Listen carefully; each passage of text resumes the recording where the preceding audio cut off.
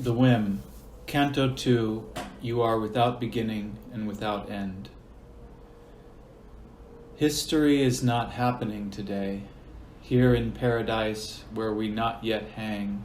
with nothing or not knowing what to say, other than remember me, who once sang of something so dearest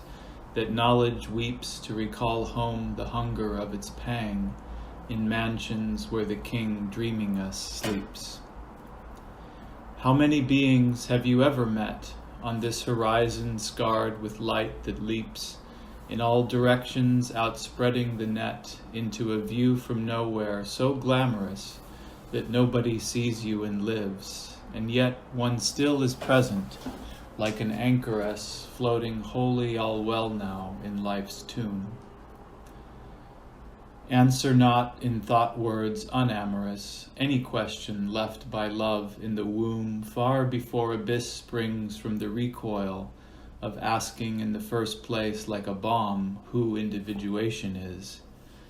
This soil of roots underneath gravity, that black earth of every atom's toil.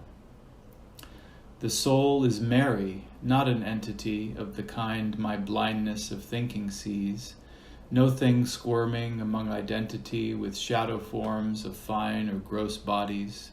but the real worm itself of life unbound, echoing ever new in ecstasies of self-birth from her own omphalic ground. Never was and will be again always, such is the first order of someone's sound, anyone who verses the rainbow rays expanding from these shores of dreaming stones to find impressions of the perfect maze known now forever to one's feet alone in the whim of suffering the very swerve. The vista of you nails us to the bone, one may say, were it not for the pure curve of a plus light speed smile splitting the frame of pronouns, the whole skeleton nerve of humanity, dying not to name what everything is always seeing, first image of fire before the eyes flame. I know you know, my beloved, the being whose question calls yonder unlimited domains the dark world desert is fleeing.